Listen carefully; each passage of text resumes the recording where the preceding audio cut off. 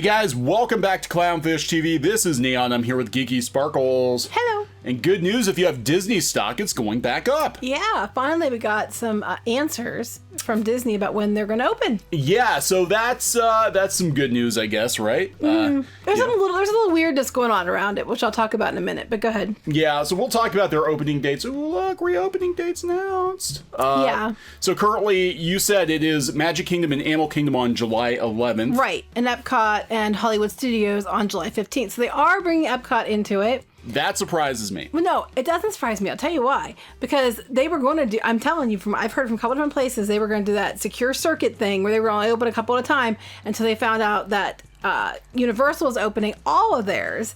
And so now they have to open all theirs to be competitive. But they can't get open till almost more than a month after the fact. Yeah, we're talking like almost 6 weeks after the fact, after Universal. Now, this does kind of, and we're going to talk about this because Bob Chapek did some talking on CNBC, and it does lend some credence to the rumor that was going around on some of the Disney forums that Disney was not prepared to open this early. Well, yeah, he doesn't say that, but, he's trying too hard to be magical the other way.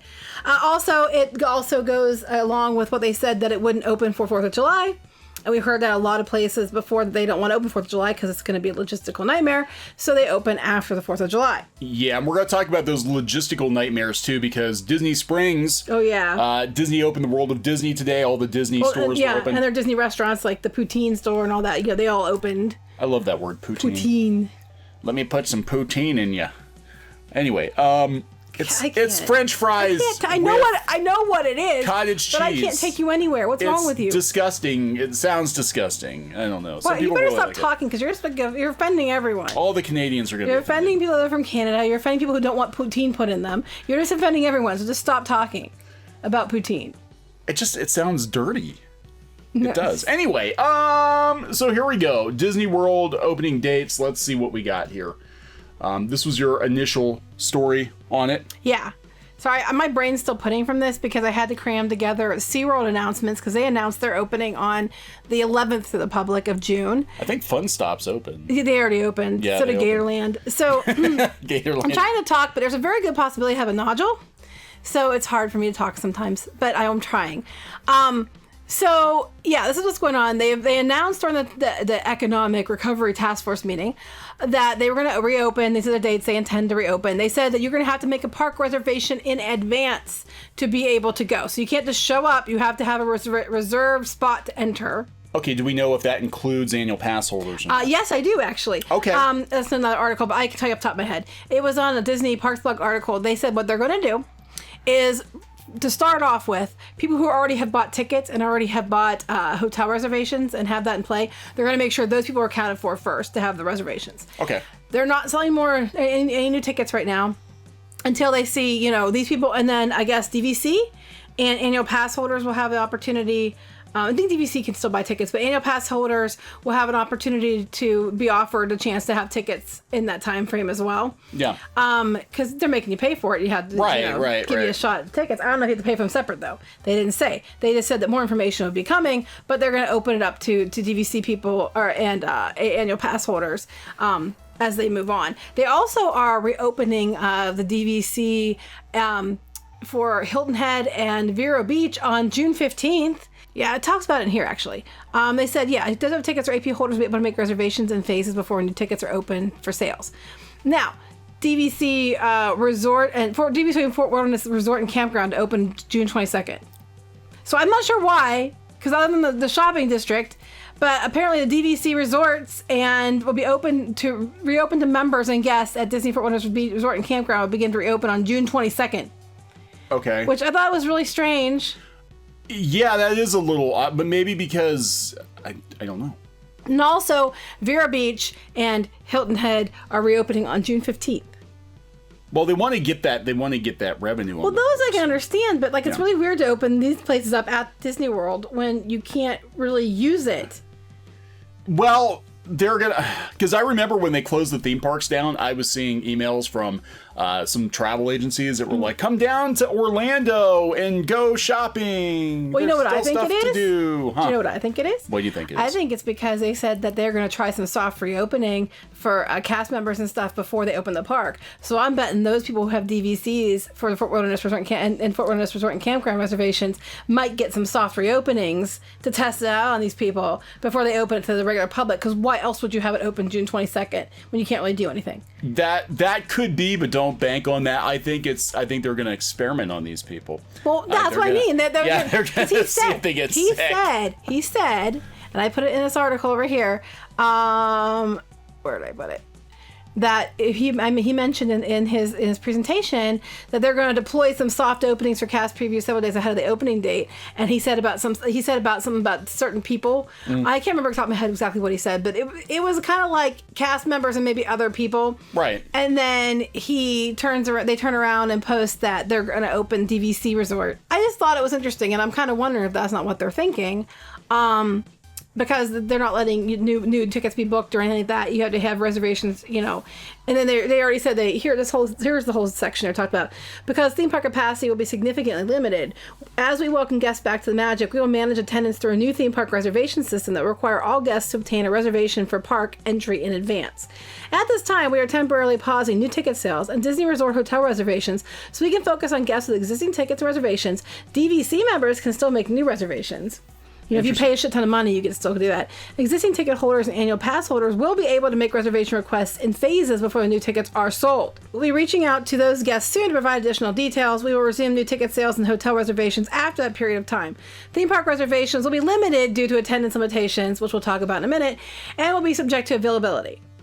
And then they're going to give you more details soon. I do know that some of our travel agency friends said that the system went down when they were trying to do some bookings and stuff. The system was going down today. Well, they're not letting new people. Basically, let's finish up all the people that have been pushed right, but back people might be wanting to book for ahead next year. Or and the system was just going down. So do we want to talk more about the parks, or we want to talk about what happened today at Disney Springs? Well, let's talk about Disney Springs first, or do you want to do it? Well, you can do it how you want to do it. Okay, then we'll talk about Bob Chapek, because that's the whole enchilada. So then Bob Chapek does an interview on CNBC again. And this is a little odd. I think you're right about why you said it is that they keep doing these interviews with Chapek and Disney on CNBC instead of ABC. But you said it's because you think it's because of stocks. Right, that's CNBC is financials. Right, so he's doing it because of stocks, because whenever he's talking in this video, they keep showing the Disney stocks fluctuating as he's speaking. Right. So you actually see his face, you just see the stock chart every time he opens his mouth. So it's like the applause meter, right? Like, you see how much the stock goes up or down? See how much the stock goes up and down. Like, is he saying the right things? Do people like what he's saying? Well, here is where it gets weird. Some of the stuff Bob Chapek said, I'm just like, So he was asked if, why they chose to open later than their competitors. Well, on the down low, what we're hearing is because they weren't ready to open that soon, for one. They weren't planning on opening all 4 parks, for another. And then, so they have to now come up with a way to get all these parks up to where they're supposed to be open and everything when they weren't planning on all of them. This kind of lines up with that, because why would they waste all this time when they could be making all this money? Yeah. So it kind of lines up. But his answer, the official, did not, disappoint in the Disney style. We want to make sure that we present to our guests when we open again, or what we present to our guests when we open again, is going to be the quintessential Disney experience. Very expensive. I love Disney, but come on. Very expensive. And while we will have substantially lower numbers of guests, we want to make sure we do it in a responsible way so that they can make the most they can make those, I can't even read, lifelong memories that last a lifetime. Magic. It's going to be magical masks. It's not because we were caught with our pants down. It's because we wanted better magic for you. Disney never ever accepts blame for anything.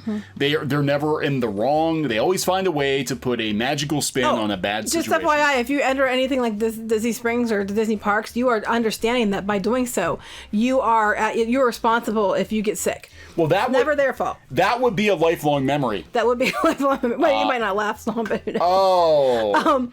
Yeah, but that you certainly would remember that. That was the time we went to Disney and everybody came back with. I remember we got food poisoning. Yeah. I still remember that to this day, and I was a little kid, and we all, except for my brother, got food poisoning at King Stefan's restaurant. Well, that's because he got a hamburger and you guys... He got the kids' menu, and we all ordered other stuff, and we all got severely sick. I remember that was back when they had, what was it, the submarines? Yeah. They had the submarines then, and before I took them out to make it Ariel's Grotto and then the Little Mermaid ride. And we were waiting in line, and we all got real sick. And it's like, we needed to find a bathroom very quickly. That has definitely been a lifelong memory I have never forgotten. Yeah, a lot of people remember. Well, you were sick at Disney before. The one time we went to Animal Kingdom, and you were very sick. That was our anniversary. We had to go back to the room. It was our anniversary. We had to go back to the room, and then I stayed there. And you took the kids to Disney Springs because I was just too sick to go. And I was okay by the next day, but I just was like, I can't explain it. It was like I just felt really tired. I don't know if I got too much sun or what, but I got real sick. But I did the responsible thing, went back to the room and did not continue out to make other people sick. Yeah, well, people don't do the responsible thing. Once we're done talking about Bob Chapek, we'll talk about the cluster that was Disney Springs. Which is what's going to happen at Disney World, and we're going to talk about that in a second. Okay, so then after he answered that, then she asked about the capacity. She's like, is it going to be similar to what you had at Shanghai where it was less than 30%? But what's interesting was he won't give a number. And his response makes me a little bit nervous. He said, we're not going to give any specific number because there's no government guidance necessarily as to how dense we can be. Yeah, of course there isn't. You can be as dense as you want to be, Bob. I know. There's no government guidance on that. So I put that's reassuring. And then he continued, I will say our capacity is going to be a function of the 6-foot social distancing guidance that we have received from the CDC. So the number of people what we put in the park will be a function of that calculation. So let's talk about all the functions and numbers and calculations, but not ever actually answer the question. That is Disney. But we will try to maintain that 6-foot distancing. Depends on how much money they make. So that's what it sounds to me like they're trying to shove as many people in as they can possibly shove in there, as long as they're trying to. What we're going to do as many people as we can, but maintain that 6-foot distancing through this calculation of this with this function of that. It's like a pre-algebra question. Sounds like one Pinky Boo's Everybody else is questions. like, oh, we're keeping it about this percentage. Other people can give you exact numbers. They won't answer the question. Then she kind of was like, okay, well, that's not really an answer. So she said again, would they receive better guidelines and capacity before they reopen from the government?